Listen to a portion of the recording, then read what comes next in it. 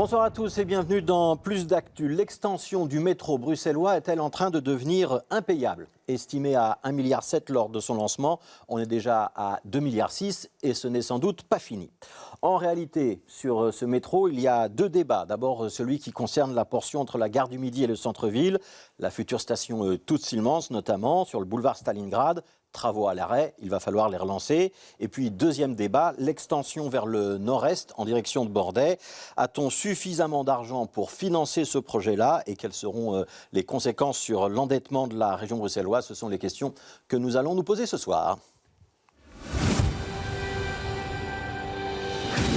Voilà, et pour répondre à ces questions et débattre, Marie Lecoq, députée bruxelloise pour Écolo, vous êtes également secrétaire régionale bruxelloise de votre parti, et David Wetzmann, conseiller communal et député bruxellois pour le mouvement réformateur, conseiller communal à Bruxelles, je le précise, et c'est souvent vous qui suivez les questions de mobilité au Parlement bruxellois pour le MR. Le métro, donc 2,6 milliards, alors qu'on était à 1,7 milliard au début. Il faut se poser la question de savoir si c'est raisonnable, Marie Lecoq.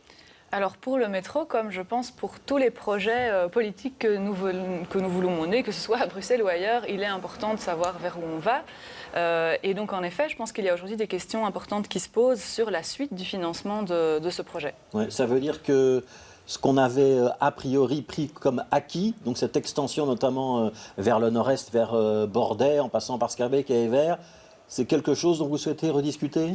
En tout cas, moi, je continue à penser que c'est un super projet, mais que pour pouvoir financer un super projet, il faut de l'argent. Et que jusqu'ici, on ne voit pas les pistes suffisantes qui permettent de le financer dans le cadre des budgets de la région bruxelloise. Et donc, on y reviendra en détail tout à l'heure. David Wetzmann, est-ce que vous êtes un plus chaud partisan du métro et c'est quoi qu'il en coûte, on doit le faire ou pas ?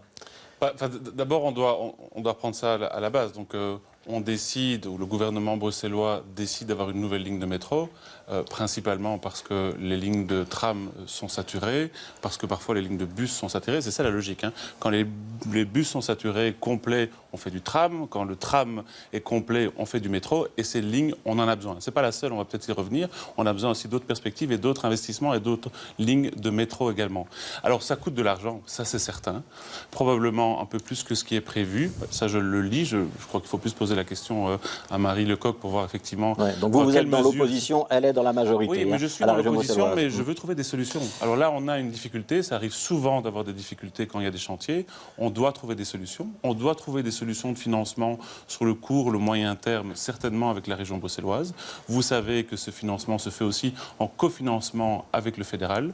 On aurait pu estimer qu'il fallait peut-être davantage réfléchir à ces financements. Vous savez qu'il y a un plan de relance européen, il y a très peu de fonds belges qui ont été concentrés sur la mobilité à Bruxelles, 150 millions d'euros. Et sur les 150 millions d'euros, il y a 100 millions rien que pour la taxe kilométrique, auquel on n'est même pas sûr qu'on va pouvoir avancer dans cette taxe kilométrique. Donc il y a plein d'exemples que je peux vous donner de gabegie aussi. Et si on ne trouve pas suffisamment des fonds avec le fédéral, avec le NU, avec l'Europe, avec la région, avec la commune, on peut aussi travailler main dans la main avec des partenaires privés. Certainement pas sur cette nouvelle ligne que je vous réponds qu'il faut finaliser, mais pour d'autres lignes également, que ce soit vers Berchem-Saint-Agathe ou dans le futur vers Uccle. Alors, ne donnez pas tous vos arguments tout de suite parce qu'on va débattre de tout ça en détail pendant 25 minutes et je voudrais que tout le monde comprenne bien. Un des éléments pour comprendre, ça va être cet extrait d'une déclaration de Sven Gatz, ministre du Budget et des Finances du gouvernement de la région bruxelloise, qui met une sorte d'avertissement à l'ensemble du monde politique en disant « Attention, les budgets d'investissement dans le métro, jusqu'à présent, on les a sortis du budget courant en estimant que c'était des investissements extraordinaires, mais ça ne va pas durer. » Sven Gatz. Nous avons dit que nous allions investir en dehors du budget pour le métro principalement, mais pas uniquement, aussi pour le transport en public en général. Mais temporairement, ça veut dire pendant cette législature-ci et tant que les taux d'intérêt étaient bas. Les taux d'intérêt montent, lentement mais montent, et donc c'est mon devoir de mettre en garde, d'avertir le monde politique et aussi mes collègues de dire voilà, il faut après 25 changer le fusil d'épaule et faire stop avec l'endettement supplémentaire. Ce n'est pas uniquement le métro, il faut continuer à électrifier les bus, il faut continuer à bâtir des nouvelles lignes de tram, on va faire ça. Il y aura probablement certains lissages de certains projets. On en discutera au sein du gouvernement. Ça n'a pas encore été décidé. Alors, il y a plusieurs choses qui viennent d'être dites, Marie Lecoq. La première, c'est on va devoir réintégrer ça dans le budget courant. Ça veut dire que ça va peser sur le déficit éventuel ou l'endettement de la région bruxelloise. Ça, c'est un warning ? Un avertissement ? C'est là où on se pose la question. C'est-à-dire que, alors, décider que c'est directement dans le budget de la région ou pas, ça veut simplement dire est-ce qu'on s'endette plus pour pouvoir financer cet investissement ? Ouais. Est-ce qu'on est dans les clous au niveau comptable européen, hein ? C'est un petit peu ça la question qui se pose. Alors, nous avons plusieurs fois posé cette question aussi au sein du Parlement. Moi, je suis les matières finances et fiscales au Parlement. Lors de la composition du budget, il y a ici quelques semaines, nous avons eu de nombreux débats au Parlement. Et c'est une question aussi que nous avons posée au ministre Gatz, de savoir comment il comptait continuer à investir dans la région bruxelloise. On constate aujourd'hui que, effectivement, les retours de l'Europe sur nos budgets, qu'ils soient bruxellois, mais aussi belges de manière générale, sont relativement critiques sur le taux d'endettement. On sait qu'on est à Bruxelles dans un taux d'endettement qui est assez important. Et donc, la question qui se pose, ce n'est pas tant pour moi, est-ce qu'on les sort ou est-ce qu'on les intègre du budget, c'est en fait quels sont les investissements prioritaires qu'on veut faire pour la région. Et là, Sven Gatz dit une deuxième chose, c'est pas que le métro. On doit aussi financer d'autres modes de transport, j'imagine des lignes de tram, des bus électrifiés. De tram, de bus, tout à fait. Et dans ce sens-là, je pense qu'on est tout à fait alignés pour dire qu'il faut que ces investissements puissent en fait répondre aux besoins d'aujourd'hui. Donc ça veut dire que le métro ne doit pas manger tout le budget mobilité. C'est ça qu'on doit comprendre ? C'est exactement ça qu'il faut comprendre. Alors, David Wetzmann, d'abord sur l'orthodoxie budgétaire. Vous aviez, je pense, un peu critiqué la manière dont ces investissements avaient été sortis du budget. Vous avez critiqué un manque de prudence de la région bruxelloise. Mais évidemment, il y a un vrai problème budgétaire, et particulièrement pour les prochaines années. Encore heureux qu'on a un ministre libéral flamand VLD qui sort les warnings, parce qu'on a des ministres en face, en particulier socialistes et écologistes, qui ne font que dépenser à tire-larigot. Il y a deux problèmes. Un, je suis désolé, mais on doit le redire. Cette région s'est paupérisée, on a un taux d'emploi qui est particulièrement bas, et il y a toute une série de recettes qu'on ne perçoit plus aujourd'hui. Il faut booster l'emploi dans cette région bruxelloise, il faut refaire revenir des entreprises. Et ça vous emmène très très loin du débat. Non, pas du tout, ça ne nous emmène pas très loin du débat. Vous me posez la question budgétaire, c'est ça la réponse budgétaire. Et par ailleurs, donc, il faut faire revenir des nouvelles recettes, et par ailleurs, il y a un problème dans les dépenses. Et on est toujours dans le débat. Vous voulez avoir une réponse sur le budget, il y a des dépenses complètement inutiles, il y a des ministères qui ne servent à rien, il y a toute une série de gabegie, et il faut lutter contre ces dépenses complètement inutiles. Par ailleurs, vous me posez la question, est-ce que nous sommes dans la possibilité de financer la ligne 3 ? La réponse est oui. Et ils sont payés pour trouver des solutions. Je suis persuadé qu'on peut le faire avec la région, avec le fédéral, peut-être en mobilisant, comme on aurait pu le faire dans le cadre du plan de relance, le niveau européen. Il n'y a que des solutions à ce problème-là. Oui, mais ça veut dire qu'on doit donc faire des coupes ailleurs pour financer le métro, si je suis bien votre raisonnement. Mais je ne suis pas certain qu'il faille faire des coupes ailleurs pour le moment. C'est à eux à venir nous le dire. Ce que le ministre nous dit, c'est attention, il faudra faire autrement à partir de 2025. Autrement, on sait comment travailler sur l'emploi, travailler pour attirer de nouvelles entreprises et aussi lutter contre les dépenses complètement inutiles. C'est ça qui dit le ministre des Mobilités. Ça ne se décrète pas. Je voudrais juste encore une petite question. L'emploi, ça ne se décrète pas. Oui, mais il faut travailler notamment, effectivement, à faire revenir plus de recettes si on veut être à la hauteur des investissements du futur. Et pour le MR, le métro, cette ligne-là est une priorité. Ouais. Deuxième aspect de la question, il faut que le budget mobilité ne soit pas uniquement consacré au métro. Vous êtes d'accord ou pas ? Évidemment. Ces majorités ont sous-investi, mais complètement sur les 15 dernières années. Complètement. Pas 1 kilomètre de métro en plus, quelques lignes de tram, quelques kilomètres de tram en plus, mais très très peu, et très peu de bus. Et là, depuis 2 ans, il y a une volonté de rattrapage. Et donc c'est une bonne chose, on doit soutenir ce rattrapage. Et évidemment qu'il ne faut pas tout absorber par le métro, c'est la raison pour laquelle Belleris, dont vous allez parler, et le fédéral intervient aussi. Et il faudra peut-être que l'intégralité des pouvoirs publics, que ce soit la région, que ce soit peut-être la commune dans une certaine mesure, où le fédéral puisse effectivement répondre à ses besoins. Alors, je voudrais ouvrir un premier chapitre dans ce débat qui concerne la portion sud. Donc, on va parler de la station Tout-Stillmans, qui est actuellement en construction le long du boulevard Stalingrad. On va voir des images. Ce sont des images de synthèse. Elles sont très jolies, vous allez voir. C'est ce à quoi devrait ressembler ce boulevard Stalingrad dans le futur. En tout cas, c'est comme ça que ça avait été présenté par les promoteurs du projet. En réalité, ça ne ressemble pas beaucoup à ça. David Wetzmann, qu'est-ce qui se passe sur ces travaux ? Est-ce qu'on peut débloquer et à qui on fait porter la responsabilité de l'arrêt du chantier actuellement ? Pour le moment, il y a un arrêt du chantier, tout simplement parce qu'il y a des questions qui doivent se poser. Donc, ni Écolo, ni le MR n'étaient dans la majorité sous le gouvernement précédent. Donc, vous allez être d'accord là-dessus. Le choix du tracé s'est fait. C'est un mauvais choix. Il y a des responsables. Je ne sais pas, moi je ne veux pas... Parce qu'il y avait plusieurs tracés. On a pris l'option d'être sous Stalingrad. Je vais vous dire la vérité, je ne le savais pas. Donc, je vois aujourd'hui qu'il y avait plusieurs tracés possibles. Ouais. Des spécialistes disent que ça, c'est le plus mauvais choix. Oui, mais c'est la parce qu'on est dans le lit de la Seine. responsabilité du gouvernement de l'époque de nous expliquer pourquoi il a dû choisir ce tracé. Peut-être qu'il y avait des contraintes qu'on ne connaît pas. J'entends que maintenant, certains disent qu'il faut un autre tracé. Oui, probablement, vu le problème qu'on connaissait. Mais à l'époque, personnellement, j'étais juste conseiller communal et je ne le savais pas. Ouais. Le gouvernement a fait, en tout cas, ce choix-là. C'était probablement un mauvais choix. On va clairement demander, effectivement, qu'ils viennent nous expliquer, qu'ils viennent s'expliquer. Geoffroy Comens-Debrachenne, qui est un de vos collègues du mouvement réformateur, a dit qu'il voulait une enquête. Vous êtes d'accord avec lui? C'est ce que j'étais en train de vous dire. Ouais. Oui, précisément, qu'ils viennent effectivement nous expliquer pourquoi ce choix a été opéré. Maintenant, ça c'est une bonne chose de savoir pourquoi. Ce qui m'importe, c'est d'amener des solutions. Et là, il y a plusieurs solutions sur la table. Est-ce que le bâtiment doit être démoli? Est-ce qu'on arrive quand même à bouger un peu la ligne, le palais du Midi? Donc toutes ces solutions sont sur la table.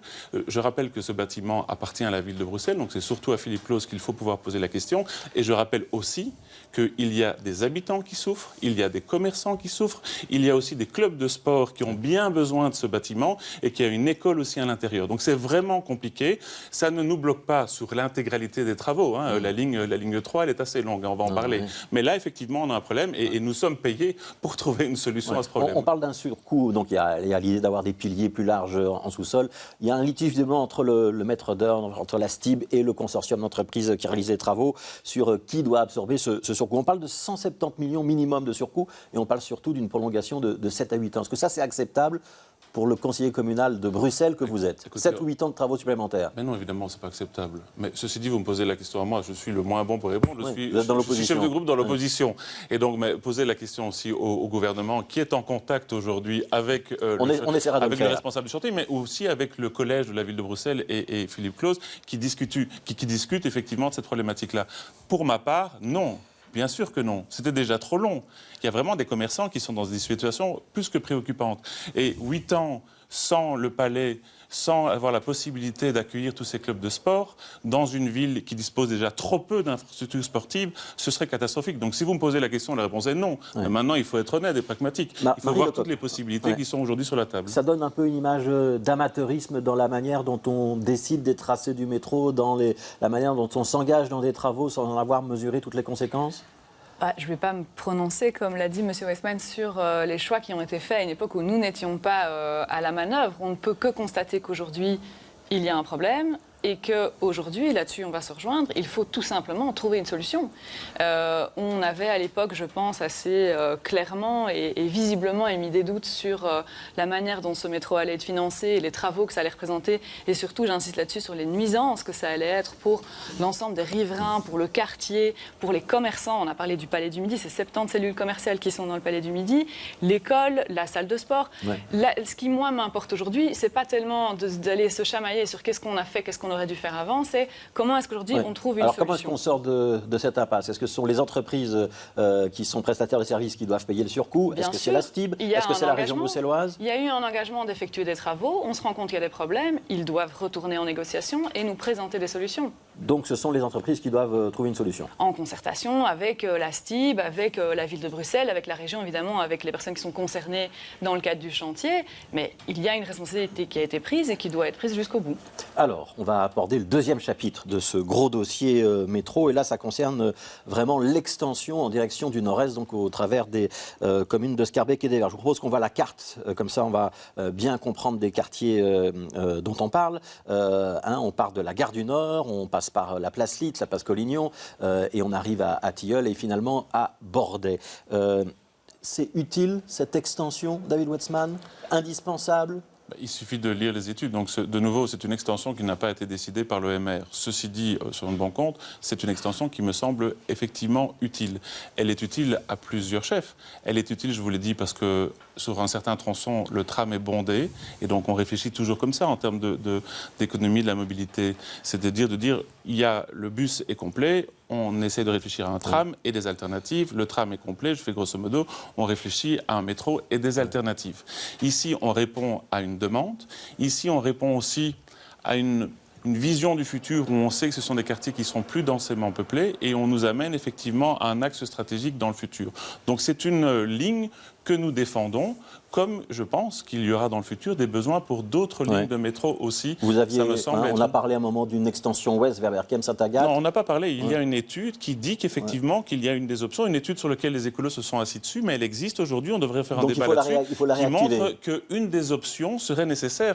Et donc je plaide pour que, les écolos trouvent des solutions aux problématiques d'aujourd'hui et ne se cachent pas derrière des difficultés. Et deux, qu'on commence aussi à avancer, à réfléchir sur deux extensions. Vous avez cité celle vers Berkem-Saint-Agathe, mais aussi dans le futur, voir le mode de transport le plus utile pour avoir une meilleure desserte vers notamment le sud de Bruxelles et Uccle en particulier. Alors, Marie Lecoq, on rappelle les Ucquois, ils n'ont pas voulu de métro il y a très très longtemps, mais ça a un petit peu changé.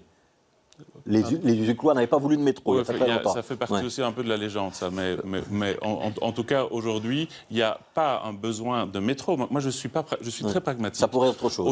Aujourd'hui, la question qui est posée à Bell'iris, c'est de savoir, il y a une étude, quel est le meilleur mode de transport. Par contre, M. Grosfilet, il y a une étude qui existe aujourd'hui pour nous dire qu'on a besoin d'avoir un type de métro, en particulier vers Berkem-Saint-Agathe. Alors, Marie Lecoq, est-ce qu'on finance ce métro les chiffres que j'ai trouvés pour 2026 et 2027, il y aura des pics d'investissement, 297 millions en 2026, 353 millions nécessaires en 2027, d'après le planning actuel. Ça veut dire que ça va peser lourd sur le budget de la région bruxelloise. Vous êtes prêts à ces dépenses-là ou pas? Bien sûr, ça va peser très lourd. Est-ce que vous avez trouvé des solutions pour répondre à David Wetzman? Ça va peser très lourd et c'est en ça que j'aimerais insister sur les dernières phrases qui ont été prononcées. Nous, ce qui nous importe, c'est pas de construire un métro pour construire un métro. Ce qui nous importe, c'est de pouvoir trouver des solutions pour les personnes qui sont aujourd'hui bloquées dans le bus qui est bloqué dans les embouteillages, c'est de pouvoir trouver des solutions pour que les personnes qui sont obligées de prendre leur voiture puissent prendre leur voiture sans être bloquées dans les embouteillages, qu'on arrive à avoir une ville où en fait on peut respirer librement et où les enfants n'ont pas de problème d'asthme, où on peut aller à l'école en toute sécurité. Tout ça passe pas par le métro. Est une des pistes et tant mieux si on arrive à la mettre en place. Mais aujourd'hui, ce qu'on constate, c'est que c'est une piste qui est extrêmement coûteuse et qui est relativement incertaine. Je dis incertaine parce qu'aujourd'hui, on est en train de parler de surcoût. Et qu'en fait, on ne sait encore pas très bien la durée, on suppose, voilà, plus ou moins par rapport à l'inflation, etc. Mais on reste quand même, je trouve, dans une situation qui est assez floue. Et je trouve qu'en tant que pouvoir public, c'est compliqué d'avancer dans des dossiers sans en voir la fin. Est-ce que vous êtes en train de freiner le métro, Marie Lecoq? On est en train, en tout cas, de poser des questions qui me semblent être nécessaires quand on fait de la gestion publique et de la gestion budgétaire. Encore une question. Est-ce que vous êtes assis sur l'étude recommandant de faire une extension vers Berkem-Saint-Agathe, comme le dit David Wetzman? Je rassure M. Wetzman, on ne s'assied sur rien et on ne se cache derrière rien. On avance sur plein de solutions de mobilité. On n'a jamais autant investi dans la mobilité que sous ce gouvernement-ci. On vient d'adopter le plan tram au gouvernement. Les fréquences sont augmentées. Il y a 15 nouvelles lignes qui sont en préparation. Les investissements sont là. On travaille pour la mobilité d'aujourd'hui sans attendre la mobilité qui sera celle de 2030. Parce que le métro, c'est ça aussi. C'est dans longtemps. Et les gens aujourd'hui ont besoin d'avoir des réponses maintenant. Est-ce qu'on pourrait renoncer à cette extension du métro ou pas? La question va devoir se poser avec l'ensemble des éléments. Aujourd'hui, on est dans un flou. Je me permets de dire que j'ai des débats, c'est la première fois que je débat avec Marie Lecoq, mais j'ai eu des débats avec beaucoup d'écologistes. Systématiquement, le métro, c'est toujours un problème pour eux. Il y a toujours quelque chose qui pose problème. Alors aujourd'hui, reconnaissons-le, c'est un fameux problème, il faut trouver une solution. Hier, on nous expliquait que la ligne 3 n'était pas utile parce qu'il n'y avait pas un report modal suffisamment important. Ensuite, on nous expliquait qu'il ne fallait pas faire non plus les écolos la ligne vers Erasme parce que ce n'était pas une ligne à l'époque qui était très efficace. Soyons de bon compte, les écolos ont toujours d'une façon ou d'une autre lutté contre le métro. Ici, on nous présente une version un peu plus soft qui consiste à dire qu'il y a des problèmes et qu'on doit y réfléchir. Moi, je vous réponds très clairement, nous avons besoin de la ligne 3 et nous devons trouver des solutions financières. Est-ce qu'on pourrait renoncer à la ligne 3, à l'extension, ou est-ce que c'est déjà trop tard? Je vais vous poser une question. Si on renonçait aujourd'hui à la ligne 3, ça nous coûterait combien? J'ai fait les calculs, 1,5 milliard d'euros. 1,5 milliard d'euros. Et donc, est-ce qu'on va s'asseoir sur 1,5 milliard d'euros? Donc, 1 milliard d'euros, ce sont les études et les dédommagements qu'on devrait... pour les marchés qui ont déjà été passés. Tout ce qui a déjà été réalisé, ne fût-ce que les travaux qui ont été réalisés sur ce tronçon-là, tout ça, ça pourrait atteindre jusqu'à 1,5 milliard d'euros. C'est ce que représenterait aujourd'hui, ce qu'on nous présente, en tout cas Marie Lecoq, potentiellement un arrêt. Et donc, alors que je crois qu'on ne doit pas s'asseoir sur ce 1,5 milliard d'euros et qu'on doit trouver des solutions. Marie Lecoq. Mais donc ça, c'est vraiment l'argument de base à peu près sur tous les grands dossiers sur lesquels il y a de l'incertitude, c'est qu'en fait, on continue à investir juste sur le principe qu'on a déjà investi beaucoup d'énergie et que c'est un projet auquel on tient fort. En fait, nous ne faisons pas de dogmatisme, nous ne sommes pas contre le métro, nous l'avons dit 1 milliard de fois. Par contre, nous sommes pour la mobilité et pour la mobilité d'aujourd'hui. Et pour pouvoir continuer à financer des projets pour les Bruxellaises et les Bruxellois. Je ne vois pas comment vous allez expliquer plus tard que l'ensemble des investissements de la région bruxelloise sont dans le métro, qu'on ne répare plus. Je ne sais pas moi, des arrêts de bus qu'on n'investit plus dans des autres lignes. Nous voulons des sources de financement qui sont claires. Nous aussi, et c'est vous qui êtes au pouvoir. C'est exactement là-dessus que nous avons communiqué. Le niveau communal, le niveau régional, le niveau fédéral, le niveau européen, le plan de relance. Je vais vous aider. Je vais vous aider à faire avancer un petit peu le débat. Justement sur le thème du financement, on va écouter un autre intervenant. C'est Karine Lallieu. Elle est la ministre des Pensions du gouvernement fédéral, mais elle est aussi et surtout la ministre de tutelle de Belléris. Belléris, c'est l'accord qui lie l'État fédéral et la région bruxelloise pour le financement de grands travaux d'infrastructures en région bruxelloise. Si la région veut un plus grand financement du métro, effectivement, il faudra renégocier ça lors des accords de gouvernement en 2024. Par contre, Belléris continue à investir dans le métro, puisque nous ne sommes pas responsables, effectivement, de la station Toos-Tielemans, mais on continue à travailler dans le métro au niveau nord, sur l'extension vers Escarbeek. Alors aujourd'hui, Belléris a garanti son accord avec la région bruxelloise, 500 millions d'euros. Alors, en 2024, on verra ce que la région bruxelloise demande au fédéral pour voir s'il veut plus financer le métro ou pas. Voilà, donc 500 millions sur plusieurs années. Donc ça, c'est l'accord de Belléris pour financer les travaux du métro. Il y a peut-être un peu de surplus de Belléris non dépensé ces dernières années qu'on pourrait mobiliser. Et après 2024, si on veut plus, il faudra négocier. Il va falloir négocier. Il va falloir que l'État fédéral paye plus. Ça me semble évident, et ce n'est pas juste nous qui le disons. Là, il y a une convention jusqu'en 2024, donc il faut faire une autre après les élections. Le dit. Le ministre Gatz, libéral du budget, le dit. C'est pas mettre la région bruxelloise en difficulté. Nous avons un problème par rapport aux investissements. Il faut trouver des solutions. C'est pas mettre la région bruxelloise en difficulté de dire à Belléris, donc à l'État fédéral, il nous faut plus d'argent pour le métro. Écoutez, moi, je pense que Bruxelles est une capitale européenne, la capitale de la Belgique. Je trouve quand même qu'en négociation, ça vaut quand même aussi des arguments en disant on a besoin d'avoir un soutien global de l'État fédéral pour pouvoir avancer dans un investissement qui est important pour tous et qui n'est pas utilisé que par les Bruxelloises et les Bruxellois. David Wetzman, d'accord avec ça ou pas? Absolument. Je viens d'aller à Londres avec la commission mobilité où on a justement examiné les extensions de métro de ces dernières années, des dizaines de milliards d'euros. On aurait pu aller aussi à Madrid ou à Lille ou dans plein d'autres villes où il y a ces extensions de métro, où il y a l'automatisation. Et effectivement, l'État central est fier de sa capitale, comme tous les Belges, Flamands, Wallons et Bruxellois doivent être fiers de Bruxelles, et ils interviennent, comme Belléris intervient déjà aujourd'hui, mais dans une proportion, vous le reconnaîtrez, qui est nettement plus importante. Et donc c'est la raison pour laquelle, contrairement à Mme Lecoq, je pense qu'il y a des solutions financières qui passeront par la région, par le fédéral, et peut-être même pour les prochaines extensions de métro, par des partenariats publics-privés qui ont complètement été mis sur le côté ces dernières années en région bruxelloise. Alors, on peut ajouter la Banque européenne d'investissement et d'autres solutions fonds, encore. Et le plan de relance, juste 3 fois que je le dis, qui a été complètement mis de côté, alors qu'il aurait pu aussi déjà financer une partie du métro, comme il l'a fait dans d'autres villes, Barcelone en particulier. 30 secondes chacun pour conclure. On est dans une législature qui va s'achever en 2024. Qu'est-ce qui va se passer après 2024 en imaginant que vous soyez l'un et l'autre dans une position où votre parti participerait à des négociations à la région bruxelloise? Est-ce qu'on continue le métro? Est-ce qu'on demande de l'argent à Belléris? Est-ce qu'on trouve d'autres solutions? Est-ce qu'on ralentit le métro? Et est-ce qu'on aura assez d'argent pour aussi investir dans le tram et dans les bus? David Wetzman, 30 secondes.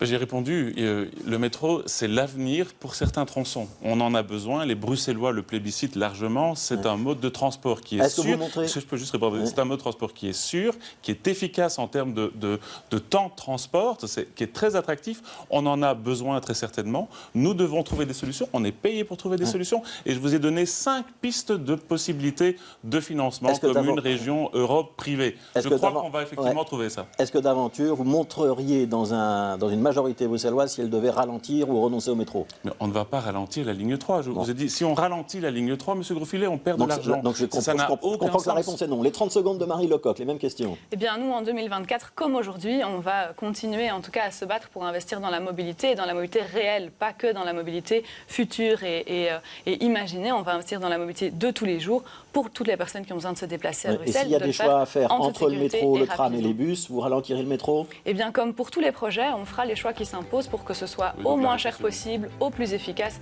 et au plus rapide. Merci Marie Lecoq, donc députée bruxelloise pour Écolo, secrétaire politique d'Écolo pour la régionale de Bruxelles. David Wetzman, conseiller communal à Bruxelles, député bruxellois pour le mouvement réformateur et spécialiste des dossiers mobilité pour le MR. hier. Demain, on parlera de la rue des Palais, des leçons qu'on peut tirer de cette occupation qui est en train de se terminer. On en discutera avec Mehdi Kassou de la plateforme citoyenne de soutien aux réfugiés et Ariane Dirix, la directrice de l'ASBL Lilo. On parlera donc essentiellement de sans-abrisme. Et puis, je vous donne aussi rendez-vous demain matin dans Bonjour Bruxelles, la matinale de BX1, où notre invité sera à 8h15, Mariam El Hamidine, la bourgmestre de Forêt. Continuez à bien vous informer et à demain.